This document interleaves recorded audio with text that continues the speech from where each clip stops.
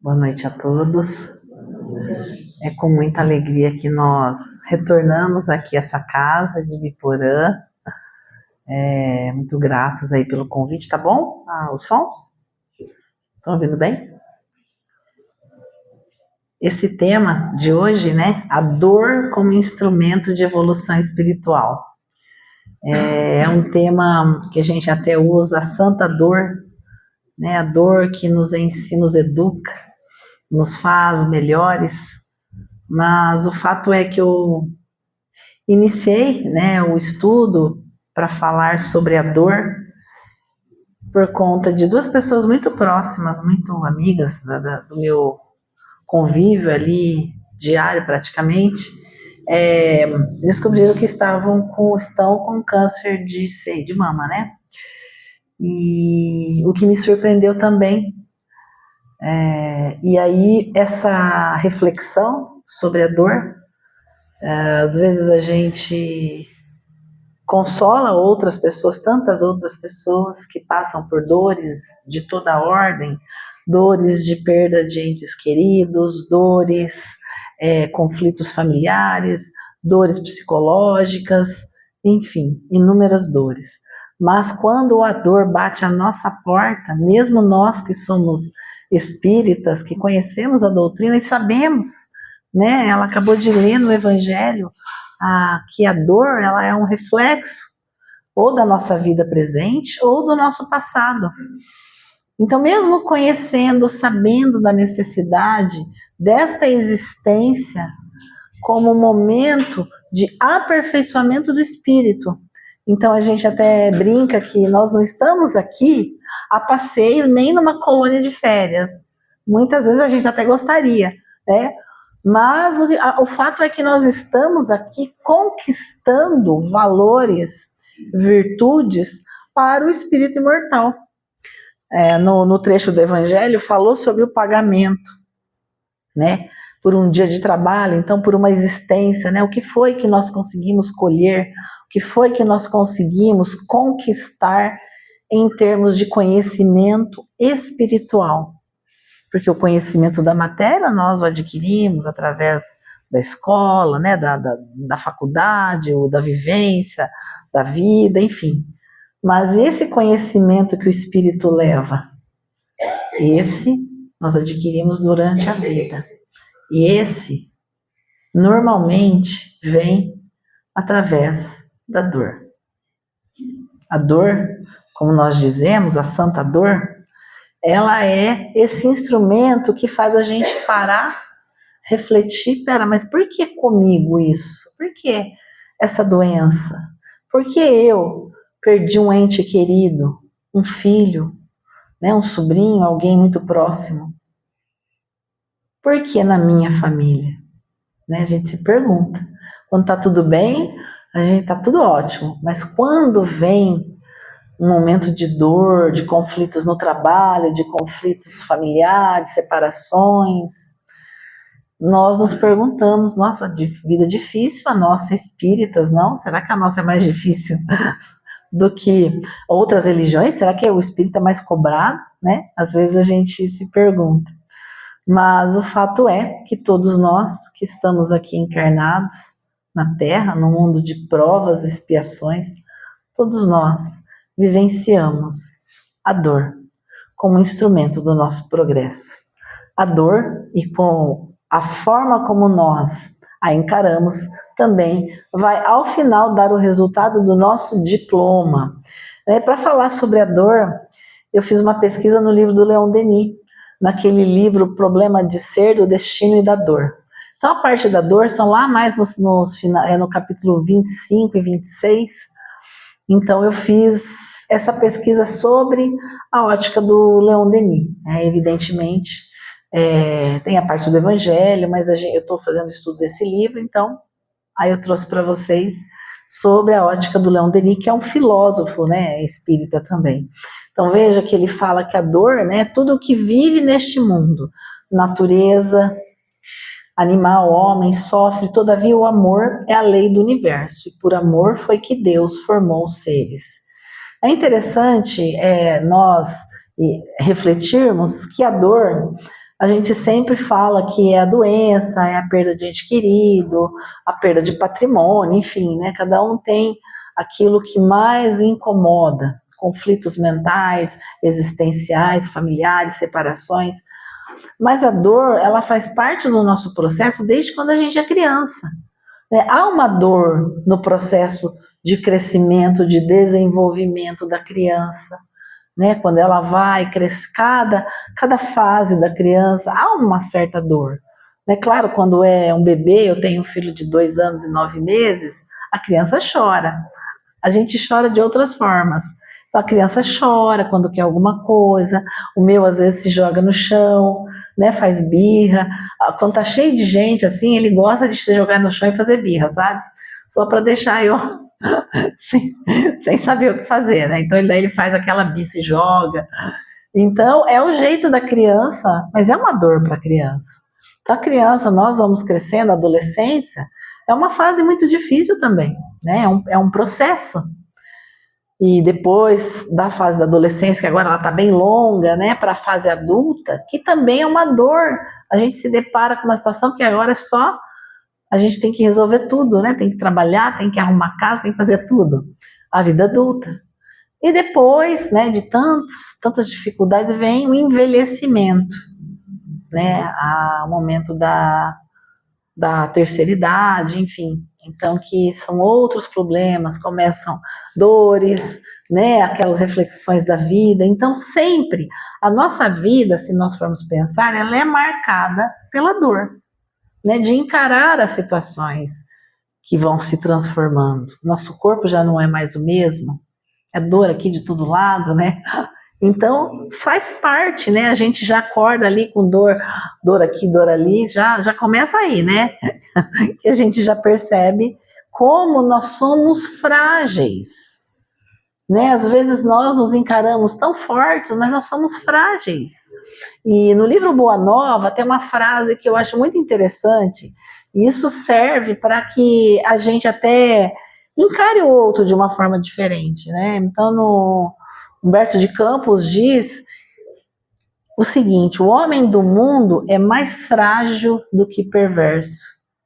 Eu acho fantástica essa frase, porque às vezes a gente olha o outro, você fala assim, nossa, mas aquela pessoa é tão antipática, é assim, é assado, a gente já julga, né? A gente olha para a pessoa, nem que a gente já está julgando.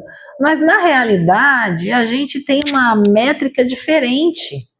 Quando nós percebemos ações que a gente não compactua, que a gente não aceita, que a gente, né, reprova, a gente tem que entender que as ações do outro são relacionadas à sua realidade. E talvez ele gostaria de ser melhor, mas ele não consegue. Então o homem do mundo é mais frágil do que perverso.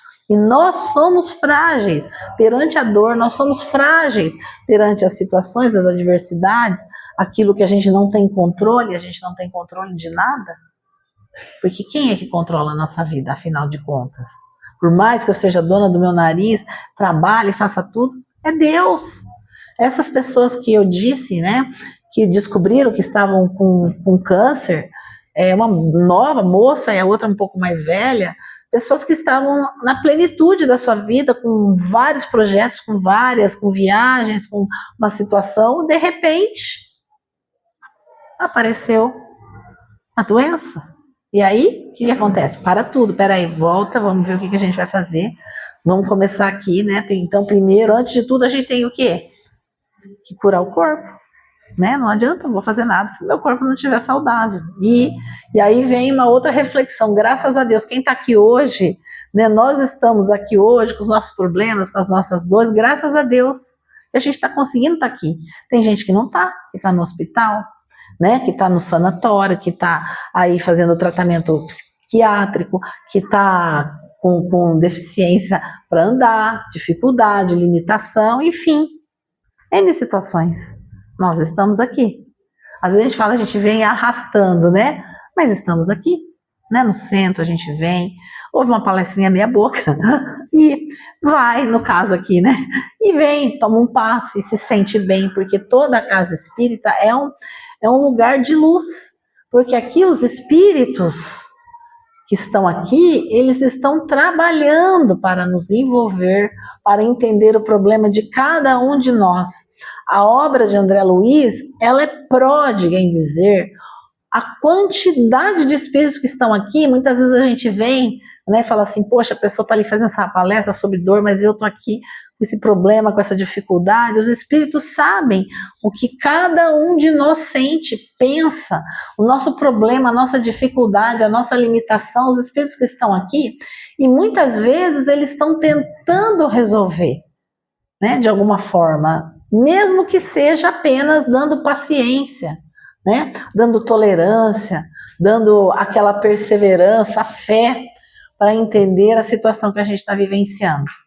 Então, e o Leon Denis, né, ele coloca isso, né, por que existe a dor, né, no mundo? Então ele faz uns questionamentos muito, muito interessantes, né, é no que lhe concerne uma punição, uma expiação, como o dizem alguns, é a reparação do passado, o resgate das faltas cometidas. E a gente, quando a dor nos visita, a gente questiona, mas o que é? O que é? O que eu preciso aprender com essa dor? Ou melhor, às vezes a gente fala assim, ah, Deus, comigo agora, logo agora, né? Então, muitas vezes a gente tem esse problema de primeiro ter que aceitar aquela dor, entender, e aí ter a humildade de refletir o que aquela dor, aquela situação que me incomoda faz com que eu pense e eu mude. O que eu preciso aprender com aquela dor, com aquela pessoa difícil, né, com aquela situação ali que eu estou vivenciando. O que Deus está querendo me dizer com isso? Então, as falhas do passado recaem sobre nós com todo o seu peso e determinam as condições de nosso destino. O sofrimento, muitas vezes, não é mais do que a repercussão das violações da ordem eterna cometidas, mas, sendo partilha de todos, deve ser considerado como necessidade de ordem geral, como agente de desenvolvimento, condição do progresso. Mas ainda a gente precisa entender. E normalmente a nossa dor é aquilo que nos incomoda. Às vezes você vê a dor de outra pessoa, você fala, mas até que é mais tranquila da fulana.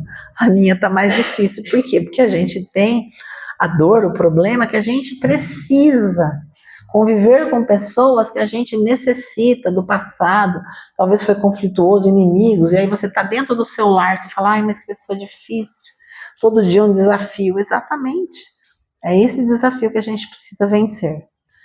A desgraça e as provações fazem jorrar em nós as fontes de uma vida desconhecida e mais bela. A tristeza e o sofrimento fazem nos ver, ouvir, sentir mil coisas, delicadas ou fortes, que o homem feliz ou o homem vulgar não podem perceber. Porque é interessante que quando tudo vai bem, facilmente a gente já arruma compromisso, a gente não consegue mais ir no centro, porque a gente tem outros compromissos, outras reuniões, algumas coisas, mas é quando começa a apertar, né, aí você fala, preciso ir no centro, voltar no centro, né, não é verdade? Então a gente tem essa tendência, e é disso, né, que a gente está falando, de ter disciplina. Então a doutrina para nós, ela é tão maravilhosa, ela nos traz um conteúdo tão importante. Até eu estava conversando com uma amiga minha, ela nos traz subsídios, porque nós não sabemos quando a dor vai nos visitar. Hoje tá tudo bem, né, eu tenho um problema ali, mas de repente vem aquela pancada, né, que dificuldade tem a todo tempo, mas de repente vem uma pancada forte, né, você fala, nossa, agora perdi o rumo, né? Então, a doutrina nos traz esse subsídio para que a gente entenda e tenha a humildade de perceber o que eu preciso mudar com aquela situação de dor. O que eu preciso fazer? Eu gosto de citar o livro Entre a Terra e o Céu, do André Luiz, né? E é muito interessante, é uma história bem bacana, conta a história do Paraguai, mas eu cito uma parte era um processo de obsessão e tal, então aí mostra o trabalho dos espíritos para reconstruir um lar e tudo mais, mas de repente no livro, né, não estava no final, mas parecia um final de filme, aquele filme feliz, aí estava acontecendo um casamento, e as pessoas estavam ali, as famílias felizes, sabe quando a coisa parece que resolve ali? E aí eles estão naquele casamento, parecia final de filme, e o André fala para o mentor, mas e vai acabar assim, né? Um casamento feliz e todo mundo feliz, a história acaba assim, né? O André pergunta, porque ali aquela situação conflituosa tinha sido resolvida. Aí o mentor do André fala, não, André, por hora eles terão esse momento de descanso, né? O casamento feliz, né? As pessoas ali, aquela união, mas com o tempo virá a dor, a doença, o envelhecimento, e novamente eles sofrerão problemas, como todos nós que estamos encarnados no mundo de provas e expiações. E não é assim a nossa existência? Então eu sempre lembro dessa parte do livro, que a gente tem um momento ali que parece que dá um, né, falar, tá tudo bem agora. Mas de repente passa aquele momento, vem tanto problema que você fala, meu Deus, agora parece que foi pior que o outro, né? Aí eu tenho que encarar isso. Então, essas situações nos fazem o quê? Mais fortes. Por pior que num primeiro momento a gente não aceite, a gente se revolte, a gente passa aí a refletir, e nessa convivência com a dor, a gente muda, a gente se transforma. Na pandemia, a minha mãe também teve câncer de intestino, né? Bem na época da pandemia, descobriu, foi bem difícil, né? A pandemia já foi difícil, e ela fazendo tratamento, então foi, assim, muito, muito difícil. E graças a Deus ela conseguiu, né, superou, fez químio, fez rádio, fez 4 cirurgias. Então, o Everton conhece minha mãe, né? Então, são situações tão difíceis, e o difícil em si é tão interessante, não foi só... eu achei tão engraçado, porque quando eu fiquei sabendo que minha mãe estava com câncer, né, fazer rádio, químio, sabe qual foi a primeira coisa que eu pensei? Eu falei assim, nossa, eu preciso comprar uma peruca para minha mãe para ela não ficar careca, porque ela é super vaidosa. Na verdade, gente, olha só, o tipo de tratamento que ela fez, não caiu um fio de cabelo, mas foram tantas situações, tanta dor, né, assim, sofrido, né, o processo, que eu falei, gente, como eu estava antes, né, olha o que veio na minha cabeça, ela vai perder o cabelo, gente, é o de menos isso. E aí a convivência de você estar ali no Hospital do Câncer, vendo as pessoas em tratamento, sabe, a dor, que não é só da minha mãe, né, de estar ali, é pesado o clima, e quantas pessoas, está aumentando cada vez mais, né, e hoje, quando eu olho para o Hospital do Câncer, eu vejo que é um local de tratamento de almas. Por quê? Porque o nosso corpo é um mata-borrão do espírito, então ele vem, né, com esses problemas, esses conflitos, a mágoa mal resolvida e raiva, enfim, coisas não só dessa vida, de outras vidas, evidentemente, programação.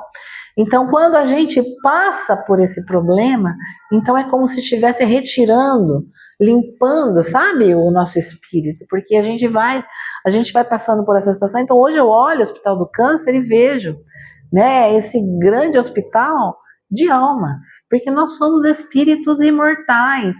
Esse corpo, essa vida, essa dor, esse momento é tão pequeno diante da eternidade. Essa vida é nada. Então, às vezes, uma dor que é tão gigantesca naquele momento que a gente fica sabendo, depois, com o passar do tempo, a gente percebe que era tão pequeno e passou.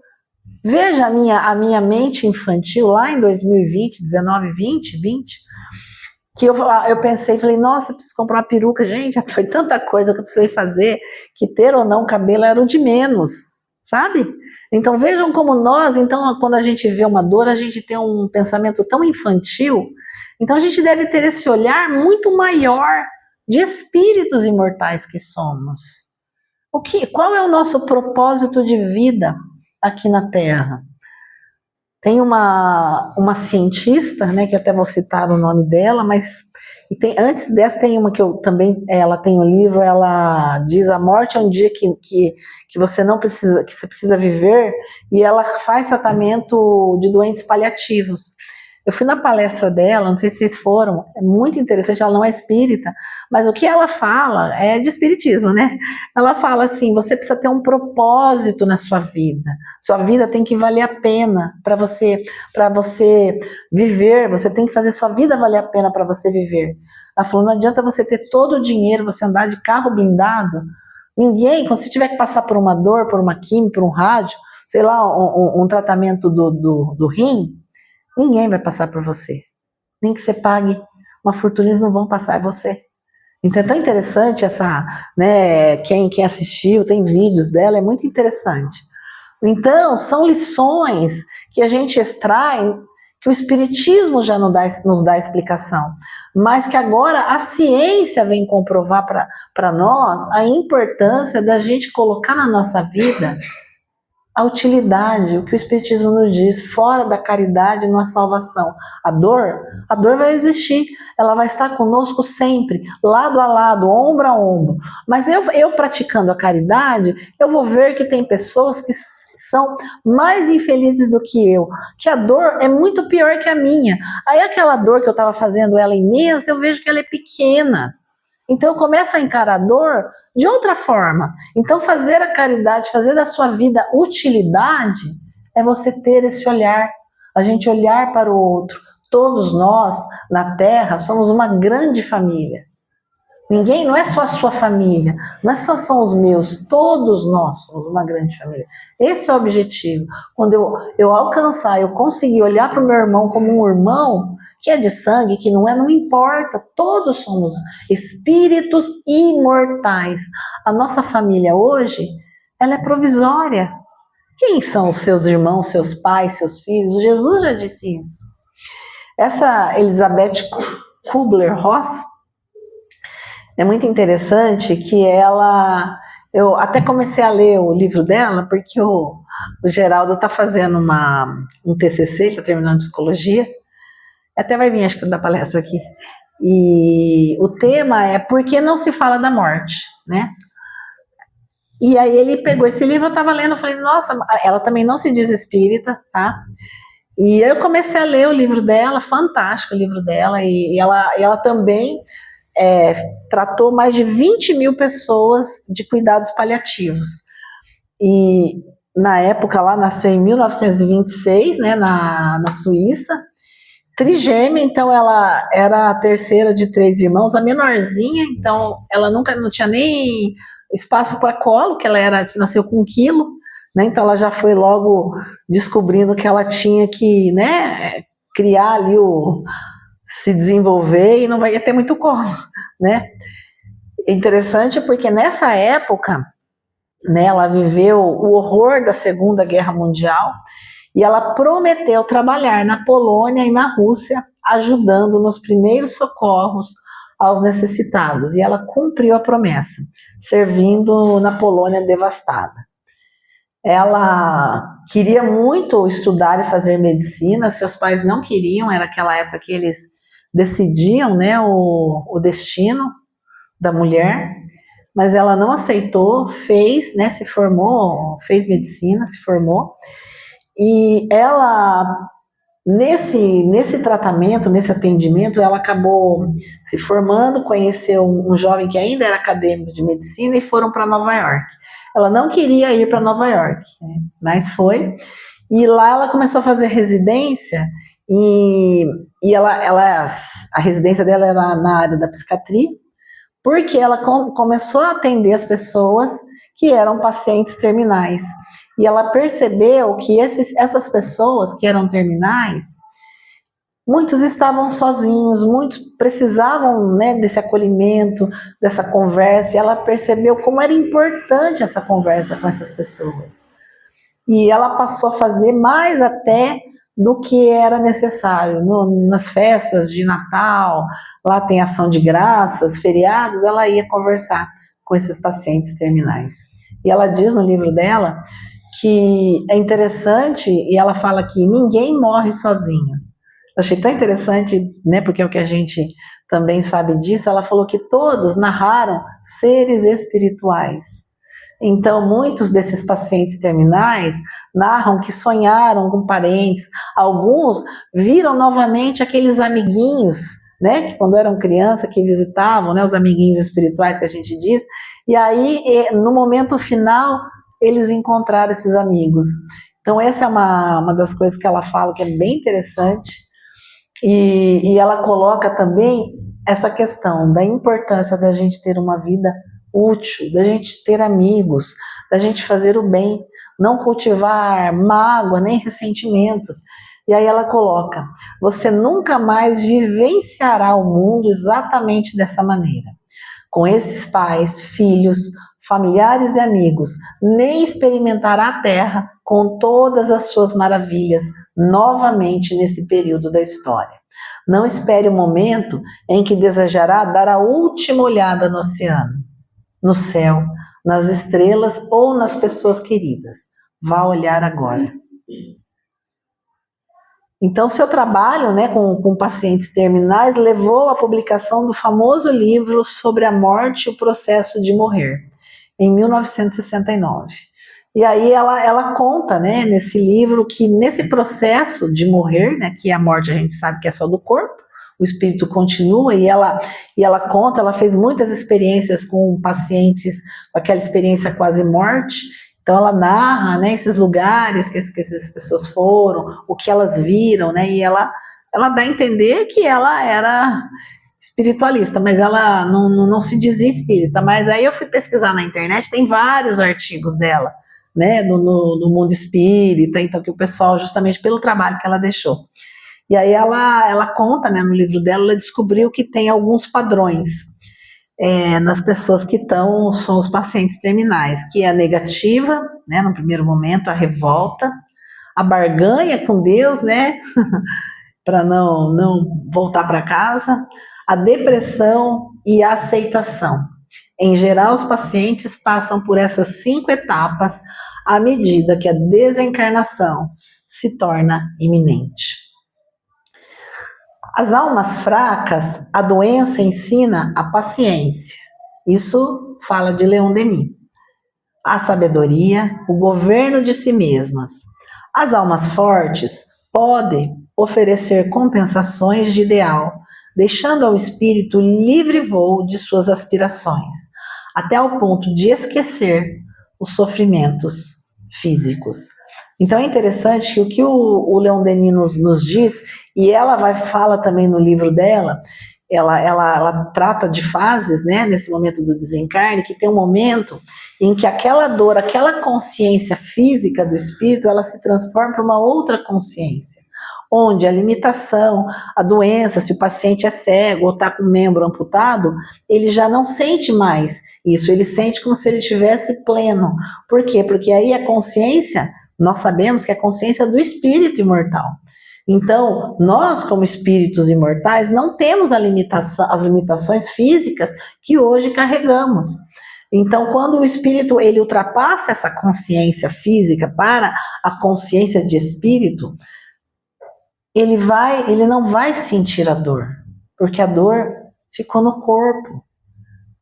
Mas ele tem o quê? Que fazer esse trabalho mental, evidentemente. Nós sabemos, né, quantos espíritos aí se comunicam no trabalho mediúnico, que tudo está relacionado na nossa mente, né? Se a gente desencarna com esse sentimento da dor, com esses sentimentos de mágoa, de ressentimento, enfim, ciúmes, então a gente vai continuar com essa dor.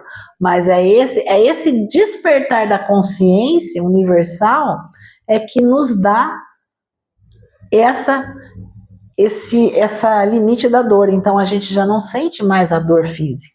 E ela coloca isso. E aí Leon Denis, né, pelo sofrimento aprendemos a humildade, ao mesmo tempo que a indulgência e a compaixão, para com todos os que sucumbem em volta de nós, sob o impulso dos instintos inferiores, como tantas vezes nos sucedeu a nós mesmos outrora. Considerai as dores tantas vezes ignoradas dos pequenos, dos deserdados, os sofrimentos de milhares de seres que são homens como vós.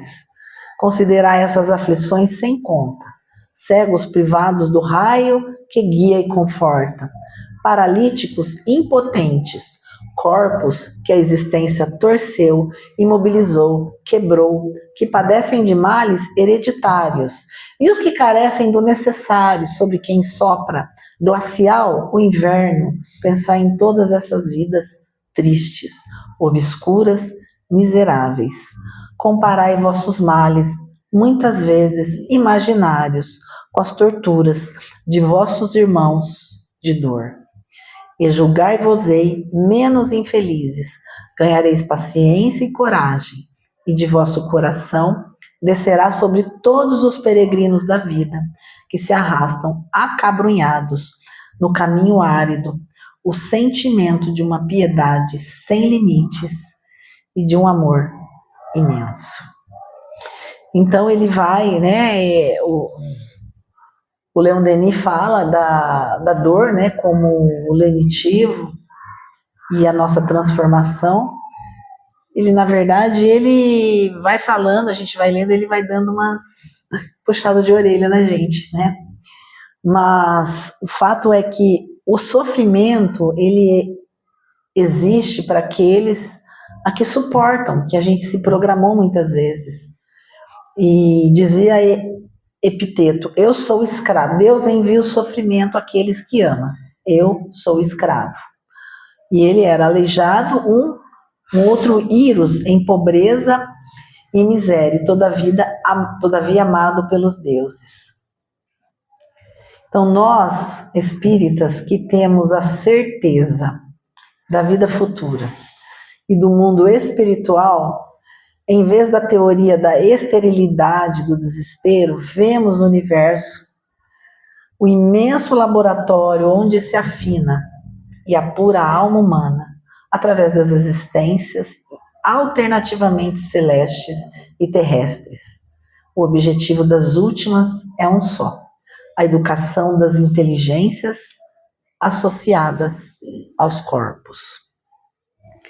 O papel pedagógico da dor e das provas, as vicissitudes da vida, são de duas espécies, ou, se quiserem, tem duas fontes bem diferentes que importa distinguir, uma na causa atual, outra nas causas anteriores da nossa existência.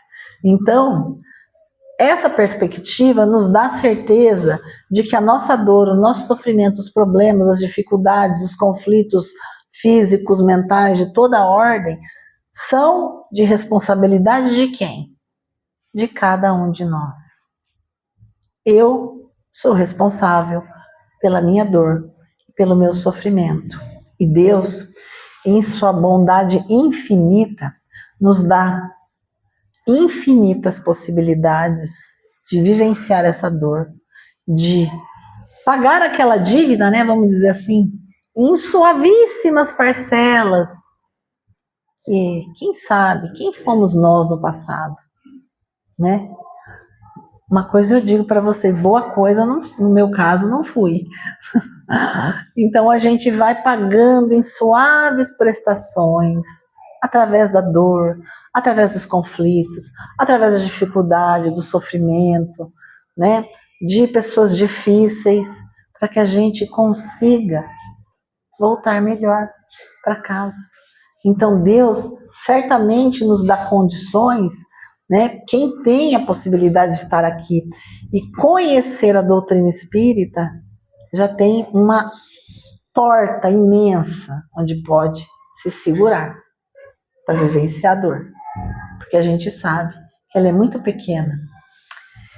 Então a Terra é um lugar de passagem e aprendizado.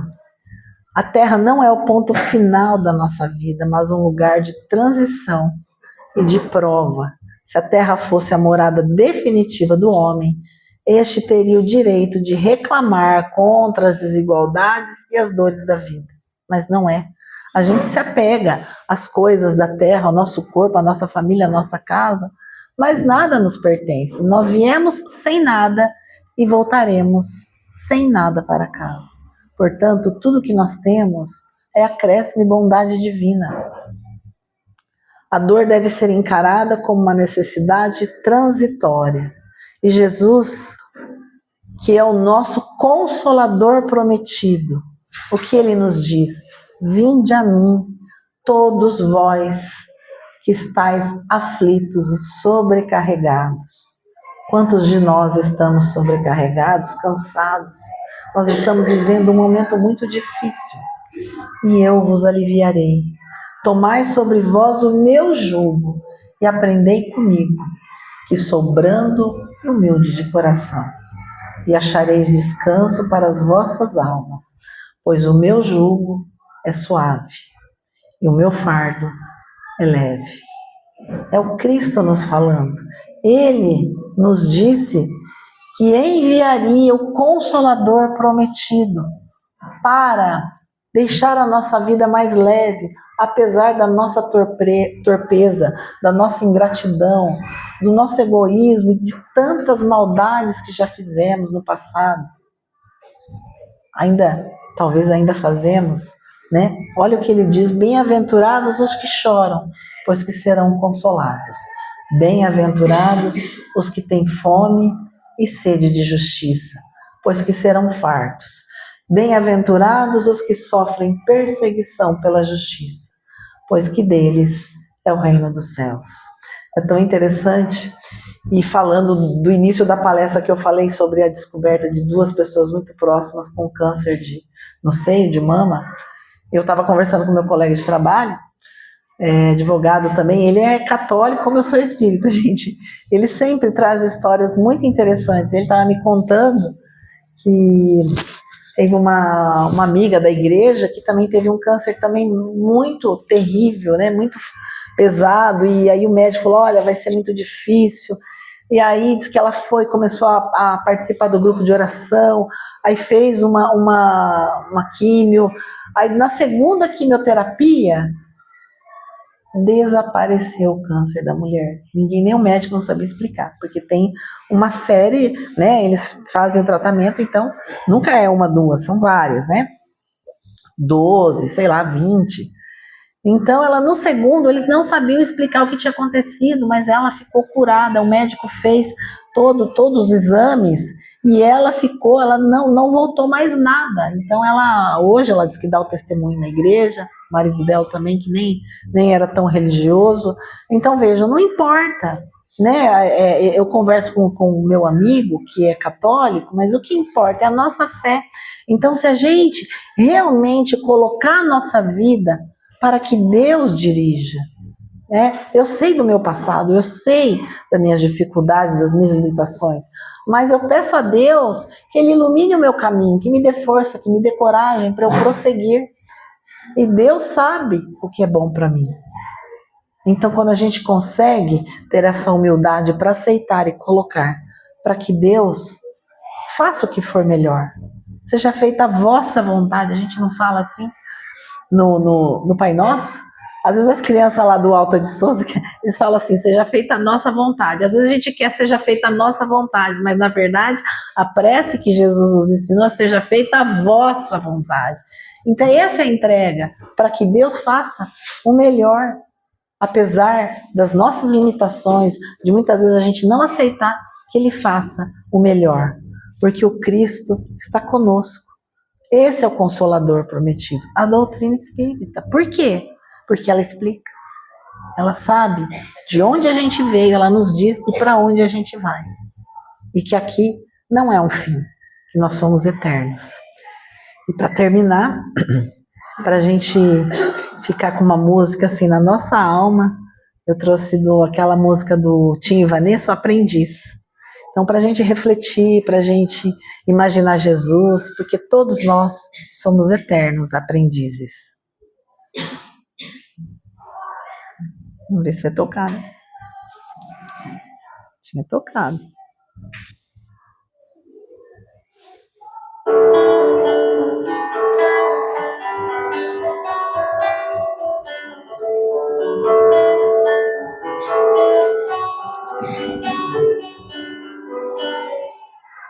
Ai, ele não vai se eu abrir.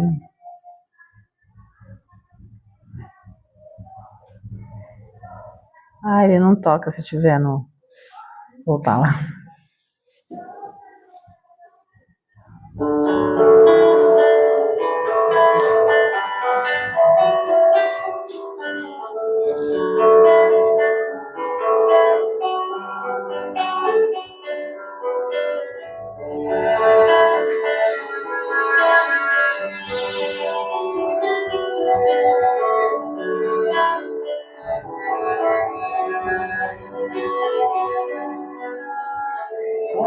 Alguém que encontrasse a luz depois de andar e andar procurando o caminho, como alguém que enfim já pudesse ouvir respostas que trazem consolo e sentido ao destino.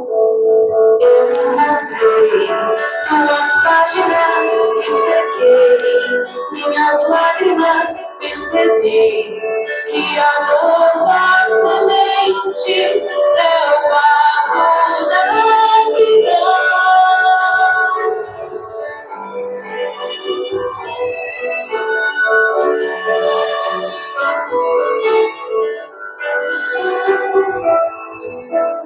Como alguém que já quer seguir os passos do mestre com fé e razão consciente, como alguém que em si já soubesse ouvir as vozes dos seres que habitam o espaço infinito. Eu encontrei tuas páginas e sequei minhas lágrimas, percebi que a dor da semente é o parto da vida. Minha dor me trouxe aqui pra entender a flor que brota em mim. Minha dor é a aprendiz de um bem maior, que seja assim, nesse vai e vem.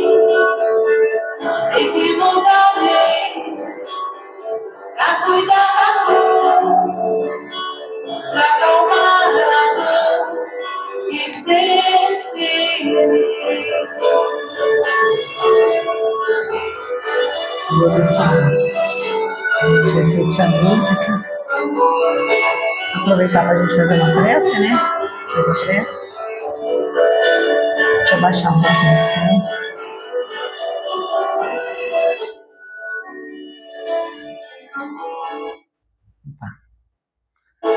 Então, pensando nessa música, na mensagem dessa música, cada um de nós é essa semente, essa flor que vai e vem no ritmo das vidas, das reencarnações, dos encontros, dos desencontros.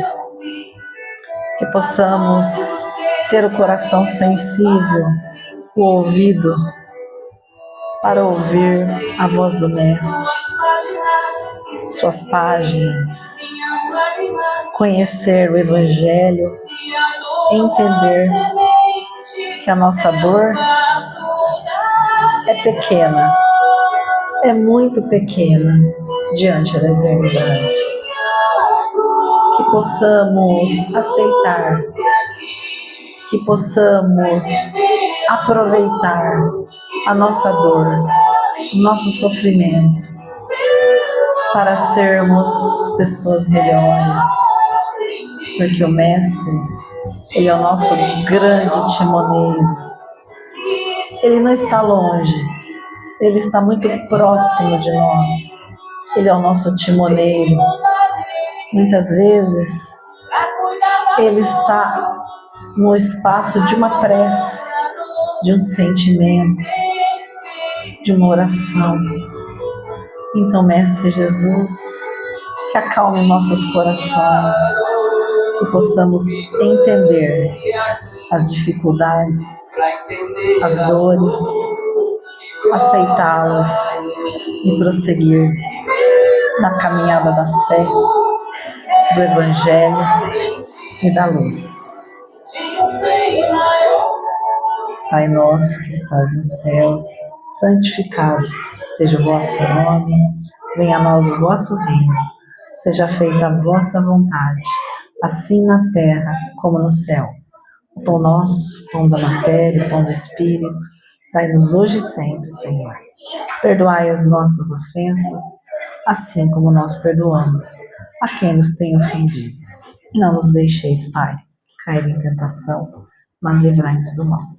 Assim seja.